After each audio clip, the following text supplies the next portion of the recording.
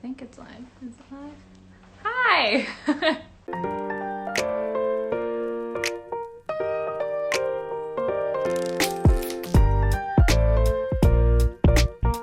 All right, so I'm gonna give you guys a couple seconds to log on. I have all the questions here that you guys submitted, so thank you for doing that. I got a lot of questions. I'm sure a lot of them are just repeats. So we'll go through them. If we hit a repeat, I'll flag that for you. If you're doing okay in quarantine, why don't you give me a thumbs up in the comments? All right. I am doing okay stuck inside. I'm a hermit though, so I feel like stuck inside is me living my best life. So, hola! All right. My brother's on the line. I see you. Okay. So first question is from Jason, and it's how would you get into voice acting, and what advice would you give to aspiring VAs, so voice actors? This one's a hard one to just give a one sentence answer to, because it's a big thing. It's a career, right? It's a big decision. I have a podcast, so a lot of you guys that follow me on social media, and obviously you do because you're here, you see that I throw out new episodes of my podcast, Rolling Wild, all the time. And this podcast is all about voiceover. So I'm able to go into a lot more depth on a lot of topics that relate to being a voice actor and getting into this industry. And I talk a lot about how it's primarily mindset. Like there's a lot of groundwork and grind that you have to put into it. Like anything else, you really have to work at it, and it takes time. It's not an overnight career choice. Thank you, Melissa. It's an awesome podcast. So that was kind of born out of people asking me this question. How do I become a voice actor? What's it like being a voice actor? What do I need to know? What would your advice and tips be? And because I get to go into such depth in the podcast, that's a great place to start. So that's on my website. My links for that are in my Instagram and Twitter bio, so you can look that up. It's on Spotify, it's on Apple Podcasts, Podbean, so be sure to check it out. That's Rolling Wild. And I also get to interview other voice actors who are better at it than I am and have been doing it longer and are more experienced and have great advice for you. So it's a great way to kind of mine our collective knowledge, and that'd be a great place to start. So that would be my answer. Any plans visiting Phoenix, Arizona? Not as of yet. Especially right now with COVID-19 and with the quarantine, cons especially have been shut down, which at this point is good because it's safe. But in the future, I'd love to go everywhere and meet you guys. And if there is a local convention in your town, in your area that you would like me to try and get on my schedule once things are opening up again, just contact your local con and let them know you'd like to see me there. You can contact Tribe Booking Management, Emily Daniel at Tribe Booking Management, and you can find that information on my website as well, which is just AlejandraReynoso.com. Okay, let's see. What do you think about Alucard? Do you think he'll become evil, or will Sipho make a visit? I feel like I can't really answer this. Yeah. How about just what do I think about Alucard? I love him as a character, and I love James who plays him. He's fantastic, and he's so great, and he's so fun to work with. So that's what I'll say about that. What was your favorite episode of Winx to work on? Well, that's a really hard question.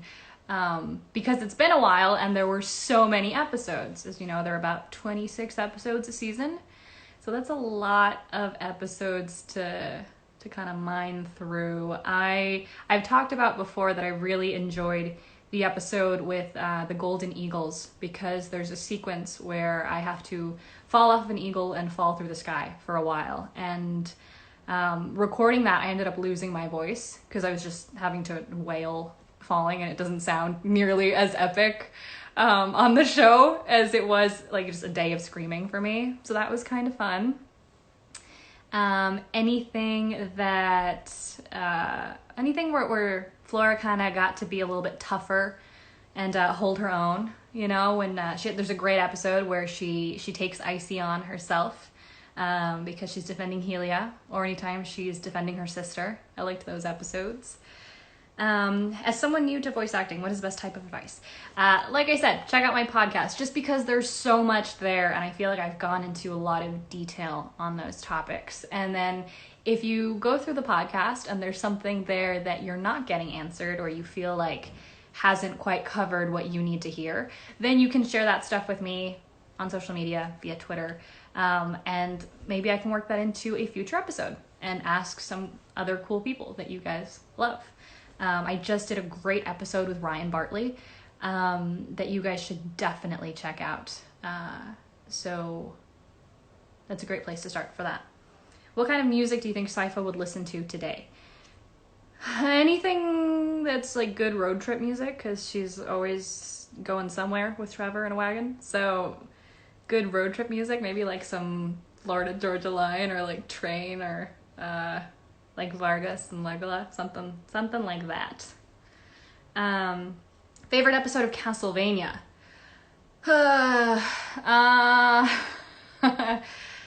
They're all great. I don't know, and they're kind of taken in context. It's hard to single out one thing, because, you know, it's just kind of like a long epic arc. So favorite episode, I mean, I really enjoyed the opening episode of season 3, and getting to ham it up as I do as Sipho. But all of the episodes that have like these epic fight sequences are really fun. Obviously when Sipho gets to be Iron Man and slice people up with ice discs, as she does. Those are always fun. What do you like most about Sipho's character?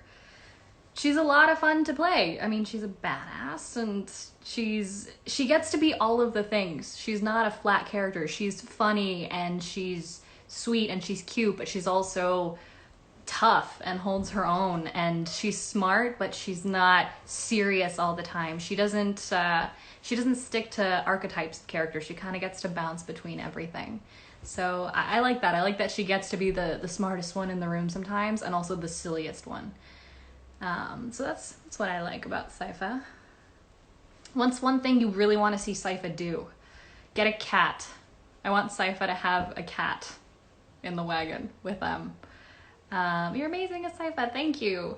Would you address voiceover, video game versus animation?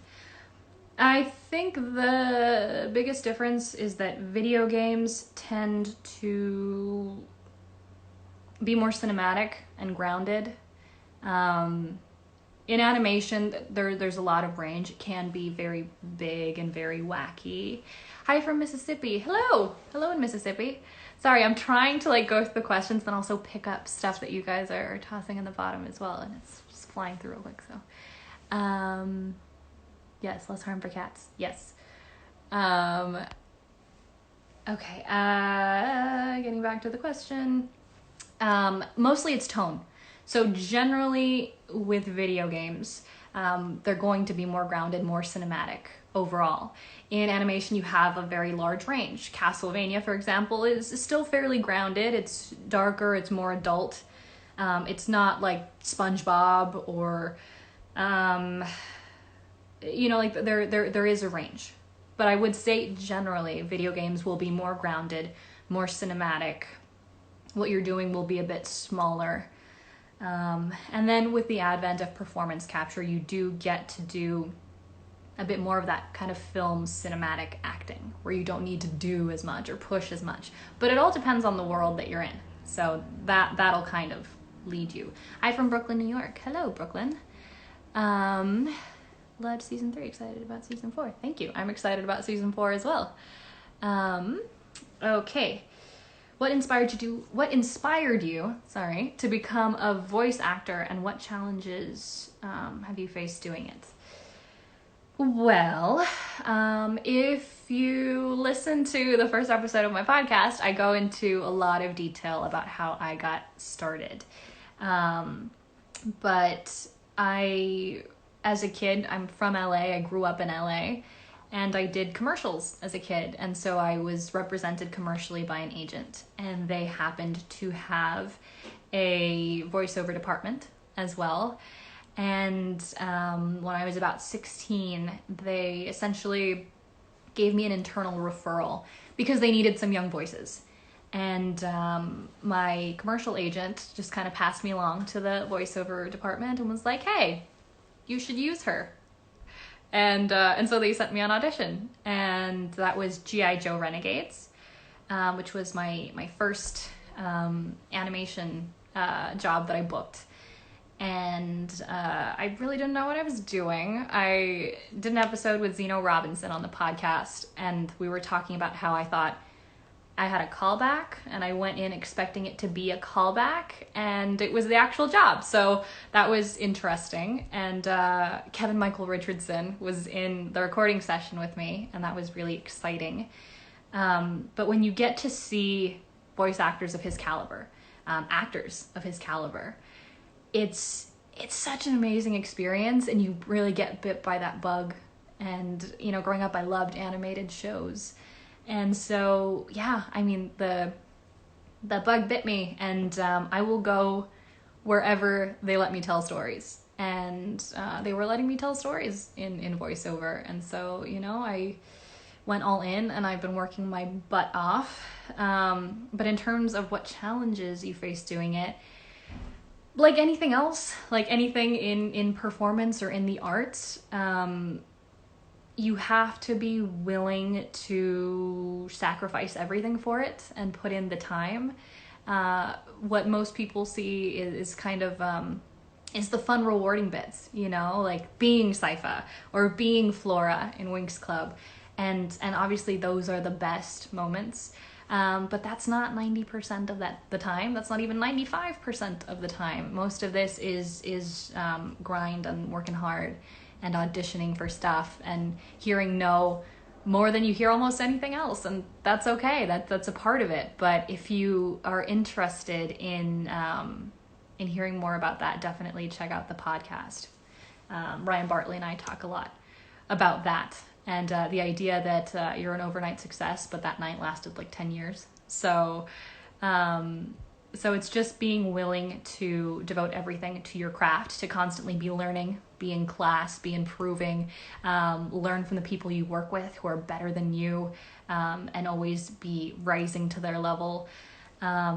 Make sure that you are healthy financially, whatever that means, whether it's getting a part-time job or, creating work for yourself and business outside of your craft so that you can afford to put that care and that interest and that time into your craft, and you're not worried about paying the next bill or where the next paycheck is going to come from. And so you can put all of your artistic goods, I guess, into whatever it is you're working on, and it's not a desperate sort of thing. Are Sipho and Trevor going to get married in season 4? I'm going to talk about season 4. Have you ever played Castlevania? If not, will you? I will. I haven't, and I keep telling you guys that I will, and you're saying it's so fun. I believe you. Steps have been taken so that it can be played. So when I get to that point, all of you will be the first to know. Definitely, like, James and I have talked about getting together and having a game night and trying to figure this out. And I don't know if you're on there somewhere, Josh, but Josh keeps coming after us for that. So yeah, we'll get that going at some point when we're not on lockdown anymore. Or maybe while I'm on lockdown, maybe I'll practice so that I can beat James when we get to that point. Okay. People are saying you should stream it when you play. Okay, Cam's telling me he's also watching. All right, yeah, streaming. I barely figured out Instagram Live, guys, but I'll figure out streaming, and we'll do it. Okie dokie. What's one thing you really want to see Sipho do? I think we answered that before, but I would like to see her get a cat. Next question. Do you have a favorite Castlevania character besides your own, of course? Everyone knows that I love Isaac because I absolutely adore Ade, who plays him. He's so great.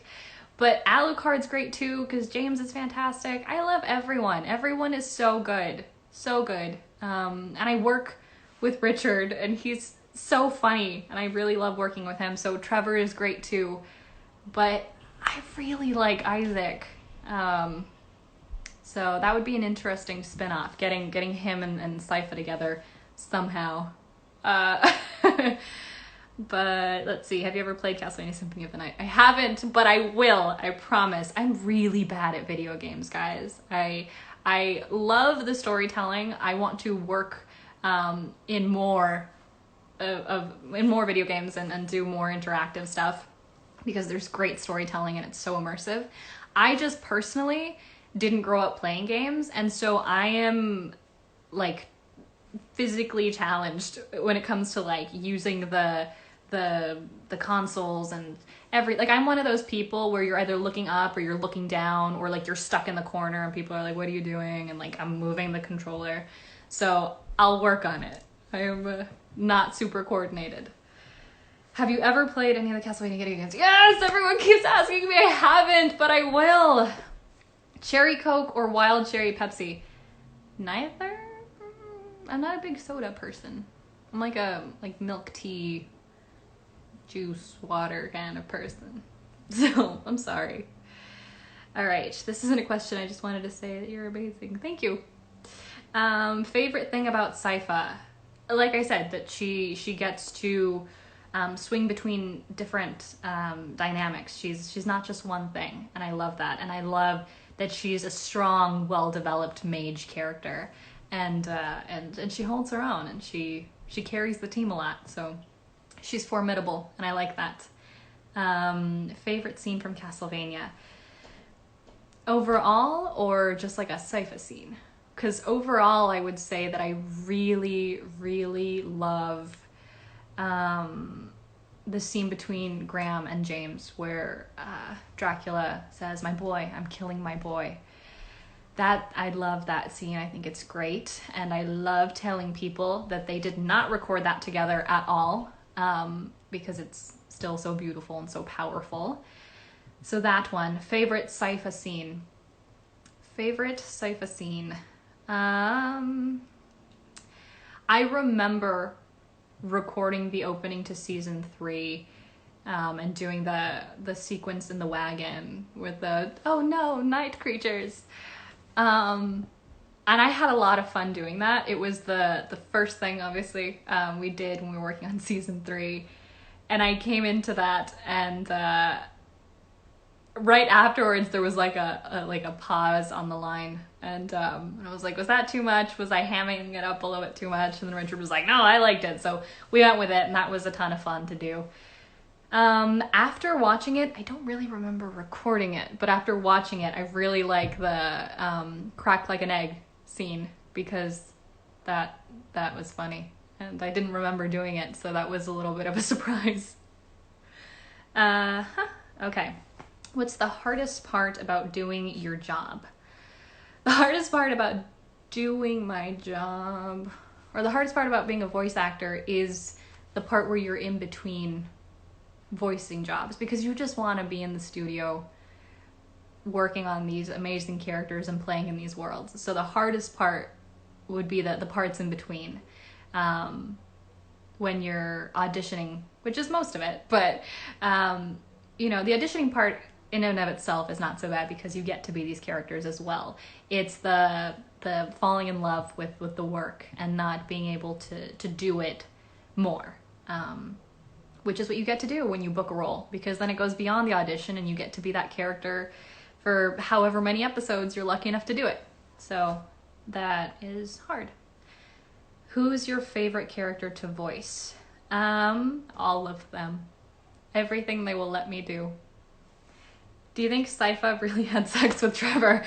And then a little, I mean, I know she did. If you've seen the show, you know as well. So that's facts. Love you. Love you too. Are you happy? I am happy. Yes, I'm happy. Thank you. Favorite movie? All these favorites are really hard, especially picking one thing. I'm also, just to let you guys know, I'm going to try and go back through all of the question comments that are coming in real time after I get through the submitted questions, just because it gets lost otherwise. Because every once in a while I see things pop up that I'm like, oh, I can answer that, but I'm going to stick with what you submitted beforehand first. But favorite movie. It changes constantly depending on the day. I have favorite movies. La La Land is a very good movie, just solid across the board. I love the Lord of the Rings trilogy, all of the Lord of the Rings films. Recently, this came up on Twitter because I think Elias Tufaxis brought it back, but Big Trouble in Little China, so good, really funny. Kurt Russell back in the day. Check it out if you haven't seen it. But Inception, The Dark Knight, Dunkirk, like the Nolan films, I love his stuff. If you want to take it real back, like Casablanca, back in the day. Yeah, it's lots of favorite movies. Which other anime do you like? Anime, okay. I really like Oran. I like Fruits Basket. I grew up watching Sailor Moon, so that's always a nice nostalgic one for me. And I was a 90s kid, so you grew up watching Pokemon and Sailor Moon and Dragon Ball Z and Yu-Gi-Oh! Later on. But I really like Oran and Fruits Basket and a lot of those kind of shoujo anime and like magical girl anime. So, yeah. How did you come up with Sipho's voice in Castlevania? Well, you get sides when you're auditioning for things. They send you sides and it'll have a little blurb about the character, any relevant information. And I don't remember entirely what all the sides said for Sipho, other than the fact that she was Spanish. She had a Spanish accent. So from the jump, she was always supposed to have an accent. That's the way Warren wrote her. So I auditioned with an accent, and thank God they liked it, because I'm here. What kind of Animal Crossing animals would Sipho, Trevor, Alucard, Hector, and Lenore be, in your opinion? I'm gonna poll the audience on this one, because I'm just gonna keep breaking hearts here. I'm not playing Animal Crossing, guys. I'm sorry. So I don't know what animals they would be. But if you have a strongly held opinion on what Animal Crossing animals Sipho, Trevor, Alucard, Hector, and Lenore would be, please comment below. And yes, I see Salty Boy. That's you. That is yours. Yes, so if you guys have opinions, Sipho's a cat. I like that. Sipho's a cat, Trevor's a wolf.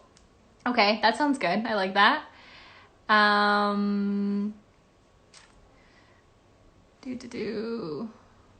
You wanted to draw them. Okay, well, I do like that suggestion that Sipho's a cat. No matter what, that I think I'm standing by. If you would like to draw that. Trevor has to be a bear, right? Oh, yes, Cameron. Trevor has to be a bear. How did we miss that? A dancing one. A bear of the dancing variety.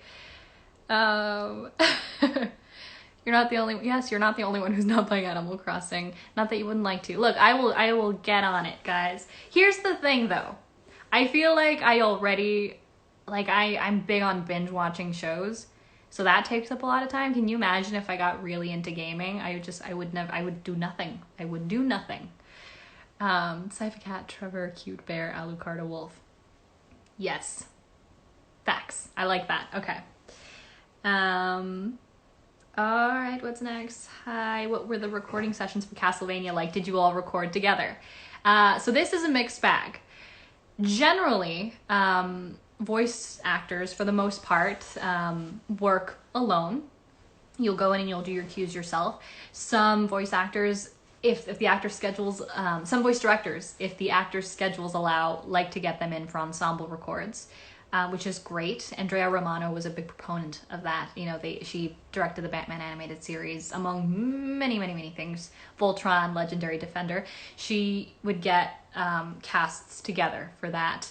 Meredith, our casting director, our wonderful, amazing casting director, loves to get us together as much as possible.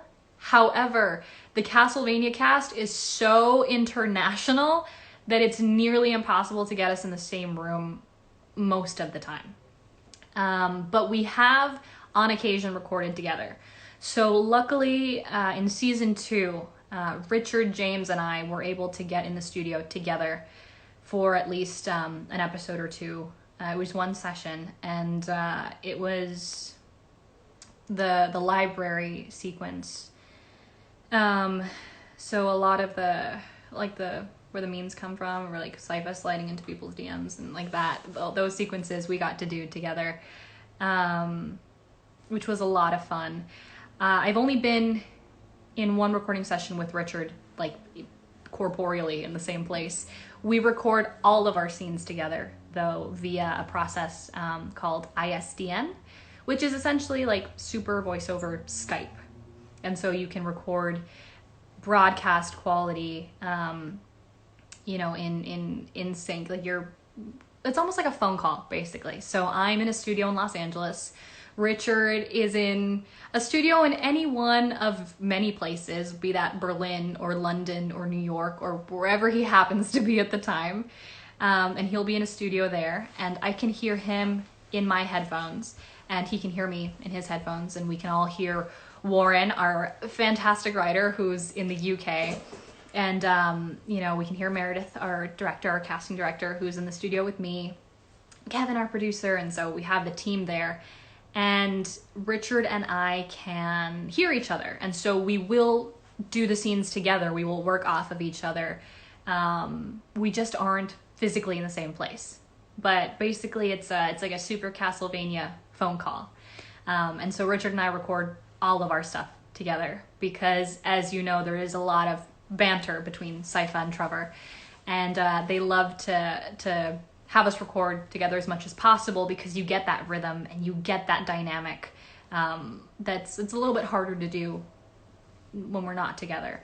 So we record everything together, Richard and I. We're just not in the same place. And then as for James, who voices Alucard, I've been in the same room with him more.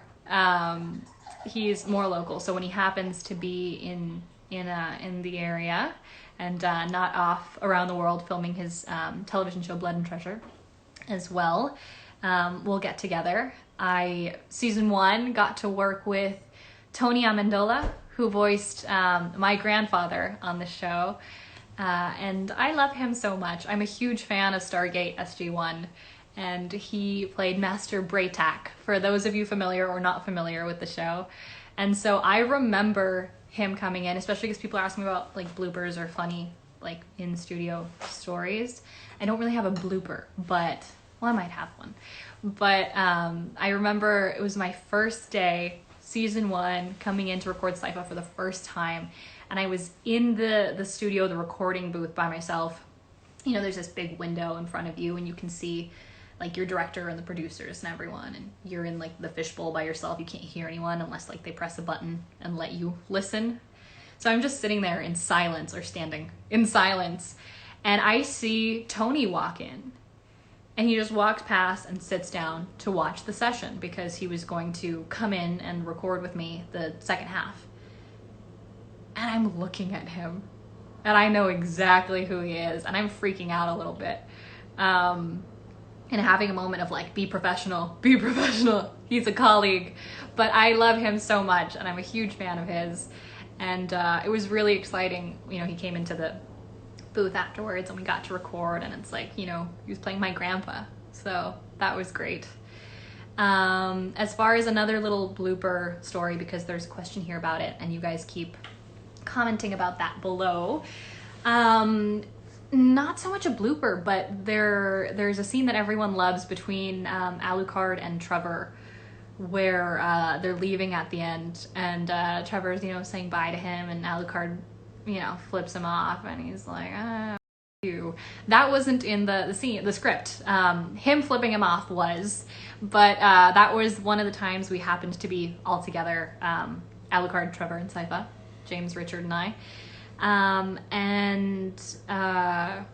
Basically, James actually, being the method actor that he is, gave Richard the bird in the booth, and the mic was still hot, and Richard just kind of said, you, under his breath. And they happened to get it on mic, and Sam, being the fantastic director that he is, thought it was too good an opportunity to pass up and put it in the show. And that's how you get that dynamic, which is great. All right, we'll come back to more of these questions as soon as I get through more of these, because there are a lot, and I feel bad. I think I need to be less verbose about these if I can. More about how I got into voice acting. We covered that. Is it hard doing characters in English with an accent? I do voiceover in Spanish and want to do English. Is it hard doing characters in English with an accent? Depends on the accent. So for me, because I speak Spanish, putting on a bit of a Spanish accent is really just, I've mentioned it before, using the rules of Spanish while speaking English and softening that up. So that is the case. If the question was, is it hard working in English with an accent? I don't actually have an accent in English. I don't know if the question was coming from that perspective. But if you do voiceover in Spanish and want to do English, go for it. I mean, people, there are roles for accents, and for the most part, people want authentic accents, or as authentic as possible. So while I don't speak English with an accent usually, it was authentic in the sense that I do speak Spanish fluently, and it was just using that and using that background. But if you are doing VO in Spanish, one, that's a huge market as well, so that's great, and there's a lot of work to be done there. And there's plenty of work to do in English, even with your accent. That's not prohibitive. Like, you obviously won't be able to do things that are supposed to be accent-less or standard American or maybe like BBC British English, but anything with a Spanish accent in English, you can do. So that is not prohibitive. Do you have a favorite book you've read? Mine is The Idiot by Fyodor Dostoevsky. I have lots of favorite books. I talked about this book in particular in my college application many years ago. But The Things They Carried by Tim O'Brien is a particular favorite because it's just so devastating and impactful, and there's this great chapter where they talk about how story truth is sometimes truer even than happening truth. Due to poor connection. Are we good? So yeah, The Things They Carried by Tim O'Brien is a favorite. Favorite way to eat potatoes? Fried. Can you tell how badly the virus is affecting the VO industry? Okay, Melissa, that's a great question. So because voiceover is unique in that you do work remotely, you can work remotely, or you work alone and in isolation so much, it lends itself fairly well to the current situation if you already have a setup at home. Ryan Bartley and I talk about this in the latest episode of my podcast, Rolling Wild. And we talk about how people are having to kind of shore up their home setup, and how people are moving to use things like Source Connect or ISDN to connect to studios remotely. So there is some work still being done. A lot of productions have had to pause, but it hasn't been, I think, as devastating to voiceover as it's been to on-camera work. But I mean, number one is yourself as a voice actor having a good home setup, a quiet sound-treated space, a good mic, a good sound interface, a preamp, a pop filter, all of those things. So yeah, having a good home setup has helped mitigate a lot of that. And Ryan, who does a lot of work in anime, talks on the show about how a lot of dubs are still kind of cranking along, and engineers and voice actors are joining forces to get things done. So, yes. Okay. What was it like to play Flora? It was a ton of fun. For those of you who know me a little bit better and have followed my journey longer, you'll know that I was a fan of Winx Club when I was a kid. Like I used to watch the show, one of the old dubs, when I was little, and I loved the show and I loved Flora. So when the opportunity came up in high school for me to audition for Nickelodeon's dub of the show, I was so excited, and also terrified, because it's like the kiss of death in voiceover to fall in love with something before you book it, or before you know for sure that you're doing it, because then it's harder to deal with that disappointment, and you have to learn how to manage that to have any sort of longevity and a healthy mental state in this business. So it was great. I loved it. I made great friends on the show. The other Winx girls were fantastic. Working on the show was like voiceover grad school, because I learned how to do this on that show. I'm speaking a lot with my hands. But yeah, it was a ton of fun. What can you say about season 4? Nothing. That it exists, that it's happening, that Netflix renewed us for a season 4. That's what I can say. What are you doing during quarantine? Binging shows. I finally saw Firefly and Serenity, which has been on our list forever. And just started Westworld, which is a lot. There is so much to unpack there. That is, whew. But yeah, binging shows. And then also, I feel like I've been working more in quarantine than before that, in terms of like working on myself and studying and practicing, and like any resources that are there, any kind of seminars or virtual resources for actors. I've been doing all of it, and it's a lot. So yeah, working. Past or living, what actor, actress would you want to co-star with? Why? First person that comes to mind is Lucille Ball. I Love Lucy. It's one of my all-time favorite shows. So I would love to say that. But I mean, I would love to work with tons of actors. There's so many voice actors that I love too, that I would love to work with. But yeah, for the sake of keeping it short, Lucille Ball. How did you get a breakthrough in voice acting, or a start? I mentioned this at the beginning, but basically that referral from my commercial agent to the voiceover agent, and then I happened to book that first audition, and so that helped, and they were like, great, we'll keep you on, and we'll keep going. But that's not the norm, right? Like, I was lucky enough to book that first one, but then, you audition for hundreds and hundreds of things before booking anything. So, gotta put in the time and work. Have you read Castlevania Script Season 4? We're moving on. What's your favorite Castlevania game? I'm sorry. I will eventually have an answer for you. Can I say 3, just because that's where our show's characters, or core characters, come from? What was it like voicing Flora on Next Winx Club? I also mentioned that. Hablas español? Sí. And that was from Han Solo. Do you have advice for anyone who has no idea where to start in becoming a voice actor? Check out my podcast, and also check out D. Bradley Baker's website, iwanttobeavoiceactor.com, and also James Arnold Taylor's podcast. I think those are great places to start. And definitely take an acting class. How did your first audition for Sipho go? Love your work. Thank you. Aileen Quinzel, I like your name on that. How did my first audition go? My first and only audition, I only auditioned for the show once. I recorded the audition in my dorm room in college. I sent it in, and then maybe a month later, I got an email saying that a month or two? It was a little bit. I got an email saying they want to offer you the role of Sipho. It's 2 episodes with the possibility for more. And I said, sign me up, I'm doing it.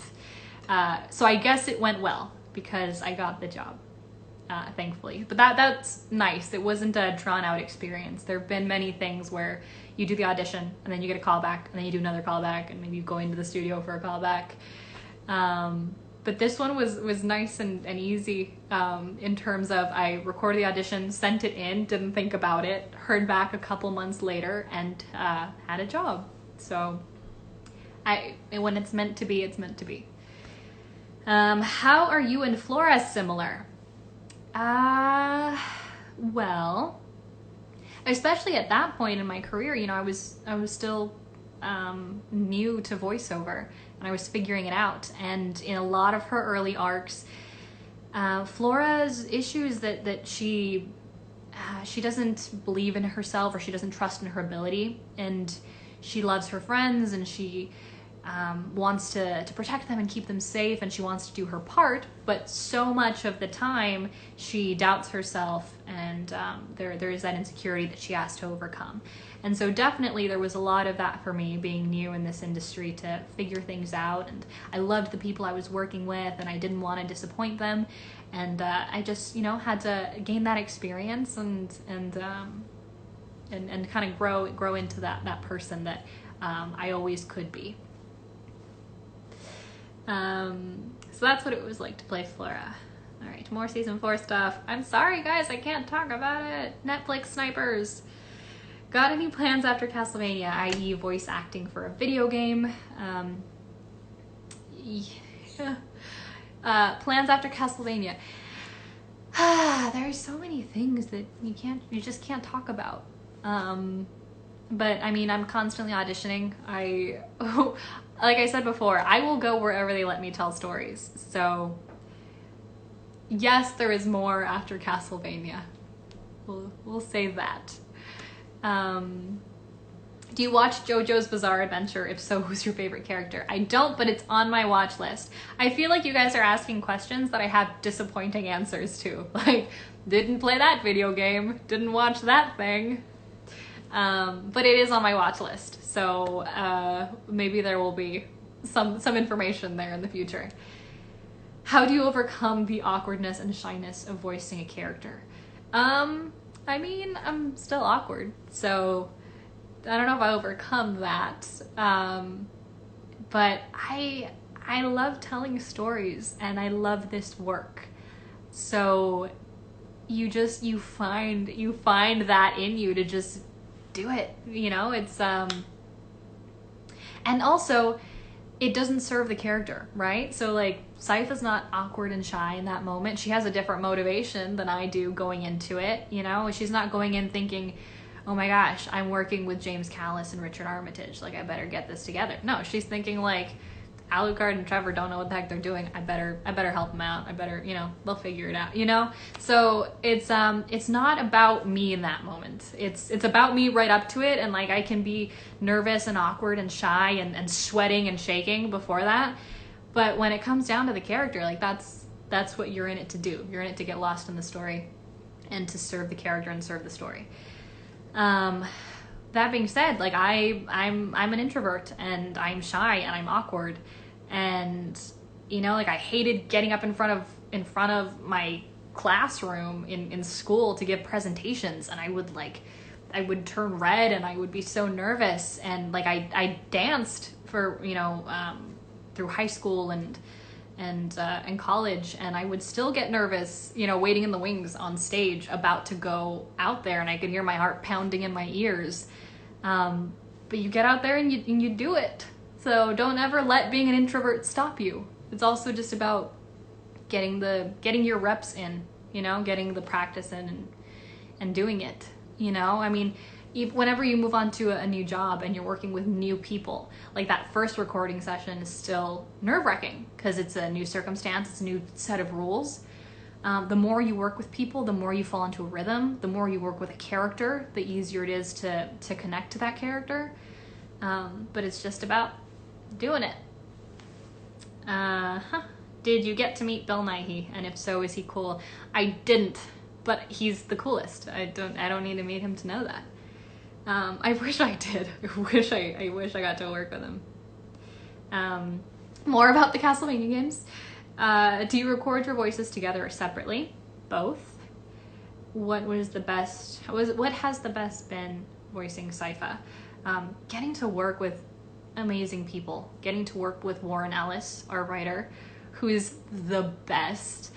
Getting to work with Meredith Lane, our casting director, who I absolutely adore. I couldn't love more. Kevin Coldy, our executive producer. Sam and Adam Dietz, the Dietz Bros, and their fantastic team at Powerhouse Animation. They're so talented. Like, they're just, all of them, amazing.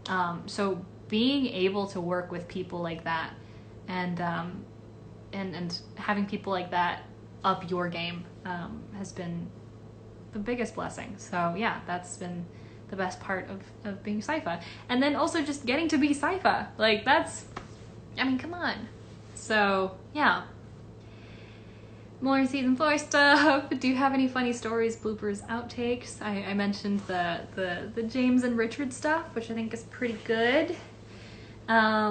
This one's kind of a funny real life take, but I got to sit in on the mixed session with Sam and Adam Dietz and Kevin Coldy for episode 9 of season 3. And if you've seen the season, you'll know that was an awkward sit through, especially because Sam and Adam's mom was sitting in for some of that session to mix that. But it was really cool. It's the first time I got to sit in on a mix session and watch them work, and it's the best thing.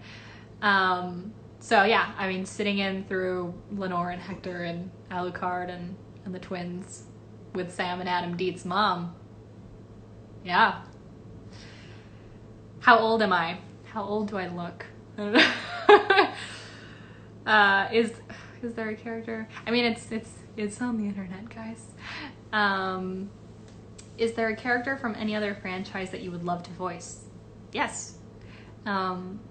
Like I said, any chance I get to tell a story, I would love to do. I would love to voice a Marvel superhero. I would love to do some anime dubbing. I would love to do that because, I grew up watching anime, and in college I minored in Japanese language and culture. So I would love to do that. Maybe do some like magical girl anime. I just did the Twitter thing about like, what vibe do I give? And some people were saying mermaid. I'd love to voice a mermaid. I really liked Mermaid Melody, the anime, when I was younger. I'd love to voice like a cute creature, like like Kero in Cardcaptor Sakura, or anything like that. Yeah, I'd like to do it all. A villain, that would be fun. Be a villain. More about visiting Arizona, and this is from a different person. So yeah, people in Arizona, if you have a local con, when cons are up and running again, reach out to your local convention and let them know you'd like to see me there. And they can reach out to Emily Daniel at Try Booking Management, and all that information is on my website. So yes. Okay, future goals and aspirations. I mean, work as much as I can, keep working, put good content out there. Some tips for future voice actors: check out the podcast, just because I go into so much detail about stuff that I couldn't dream of doing right now, unless this was a dedicated, like, starting out as a voice actor live. But definitely check out the podcast because it's there. Would you approach differently voiceover for video game and animation? We talked about that. What does it mean to you to be a Latina representing in your line of work? I mean, it's just, it's the natural order of things, right? Like, people exist, and we're all different, and we all have different cultures and backgrounds, and the same way we all exist in this world, we should exist in TV and film and things. So, I mean, I'm a human having a human experience in these characters, and I bring my history to things. So, it's all good. What do you miss most about Winx Club? Working with the girls, working with the Winx girls. I loved getting into the studio with them, especially for seasons 5 and 6. They were original records. It was prelay. We weren't dubbing. So we were getting in the studio together. 6 of us, 5 of us, depending on if Kiki or Molly were busy any given day. But for the most part, we would all get together and record once a week. And I miss that. What has been your favorite scene to do as Sipho and most challenging? We kind of touched on that, but good stuff coming. How did you hear about the role of Sipho and how did you react when you got it? It was sent to me. My agent sent me the sides for Sipho. That's how I heard about it. I hadn't heard of Castlevania before that, actually. And I auditioned and I got the job, and obviously I was elated when I got the job. Because I love working, guys. I love it. So yes. Is Sipho's energy and character inspired by your own life journey? I mean, to a degree, everything has to be, right? You bring a bit of yourself to every role you play, and Warren was so amazing through this process, because baseline, he wrote a fantastic character. Like, I had so much to work with. It was all there on the page. But as we worked together more, he gave me a lot of agency as an actor to help create her and build her as a character. And, he would message me and we'd talk about stuff as it pertained to the character. And he would take things from previous recording sessions or conversations, or things where he was like, oh, you're kind of pushing in that direction. And so he would write, like, definitely he started writing a lot more kind of hammy, funny stuff as we were developing her. So yes, it's been a ton of fun. I talked about building and creating Sipho and the agency that Meredith and Kevin and Warren gave me on this. So if you want to hear more about that, check out the panel we did at New York Comic Con. It's on YouTube. And you have James and Richard and the Dietz Bros and Warren Ellis and Ade McCormack all talking about the work we do, and Graham McTavish. So check that out on YouTube. It's a fun watch. More questions. How do you cope with the quarantine? What do you do to keep yourself busy?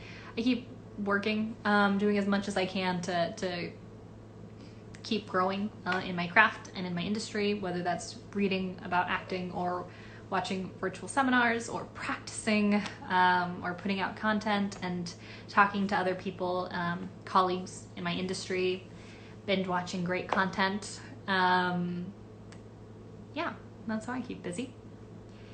Are there any other projects in the future where I could hear your voice? Yes. When they will emerge, I have no idea, but yes, and hopefully there will be more. So, okay, with this quarantine and stuff being dark right now, how are you? I'm doing great, thank you. How are you guys doing? You can leave me comments below and emojis and let me know how you guys are doing too. As an actor doing voiceover for the first time, what are some good tips to look out for? Podcast. Have you met all the main Castlevania voice actors in person? For the most part, like, I haven't recorded with most of them, but I have sat in on some sessions, and I didn't meet Bill Nighy. I didn't meet Jason Isaacs. Most of the other actors I've been lucky enough to sit in on sessions or work with. I didn't meet Lance Reddick. It's easier to say the no's than the yeses, but yeah, all great people. Have you what are go-to karaoke songs? I don't know. I don't go to karaoke. I'm just a boring person. Okay, so I think, I don't know, we got a lot of questions here, but I kind of want to hit some of the things that you guys have here in the comments, because we've been here for an hour and I don't want to keep you guys super long. So let me try and hit the things you got here real quick. Would you be open to doing live action? Yes. Do I still dance? Not with my folklorico group, but I would love to. I do miss it a lot. I used to do that a ton. First place you're going when this pandemic ends. To Coco Ichi, the curry house. I miss my curry. I feel like when you say I love to tell stories, it just makes you closer to Sipho, and she's a speaker. I think so too.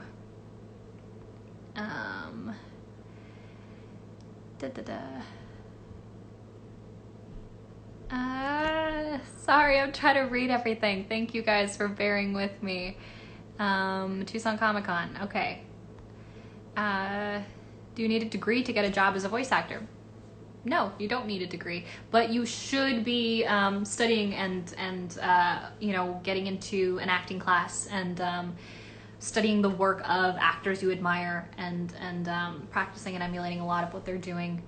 So studying, yes. Degree, no, not necessarily. I have a degree, but not in anything relating to acting or voiceover. So thank you guys. Yeah, a lot of you guys are being really sweet in the comments.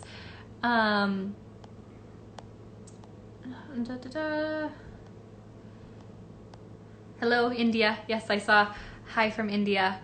From Osaka. Do you see that you have a question section? Is that what you're looking at? No. Just Oh my people gosh. can submit questions. So Cam's helping me because I'm bad at technology. Okay. Let me try to get to the last few questions that are right here, and then I don't want to keep you guys, but if you're online, you have time, and we're in quarantine anyway, might as well get through as many of your questions as I can. Going to season 4 coming, blink twice if it's June. No blinking. Gosh, Josh. Thoughts on Trevor and Sipho's relationship? I think they're great. I love them together. I think they're really good for each other. They got each other's back, and trust is huge. So, apart from Sipho, favorite character in Castlevania, I had mentioned Isaac and Alucard are great too. Missing the YouTube vlogs. Were you born and raised in Mexico? No, I was born and raised in LA, but my family is from Mexico, so there is that. Did you get a chance to record with Richard Armitage? Yes. Who translated the series into Spanish? I don't know. And what inspired you to become a voice actor? Because you get to tell amazing stories, and it doesn't matter what you look like, it doesn't matter how old you are, what gender you are, you can tell a story. As long as you got the goods, you can do it. So I can play a little boy, I can play a cat, you can, as long as you can tell the story, you can do it. So that's what I love about voiceover. Thank you guys for submitting all these questions. I really appreciate you guys hopping on, and I hope I was able to answer most of the questions that come through. If you want to learn more about voice acting, check out the podcast, check out D. Bradley Baker's website, James Arnold Taylor. Look forward to season 4, and hopefully I'll have more good content for you guys in the future. But thank you for logging on, and maybe we can do this again sometime. So if you liked that, let me know. Do you want to give them a line? A line? Yeah, that's what people keep asking for. You guys, I got 7 seconds here. I'll post one in my... Hey guys, so the live kicked me off, but Cameron mentioned that you guys were requesting me to do a Sipho line, any Sipho line, so we'll keep it short and sweet. Investigators! Thank you so much for tuning in to my Instagram live. I'll be putting the video up on YouTube as well for those of you that weren't able to hop on live. And thank you so much for the questions. You guys are the best.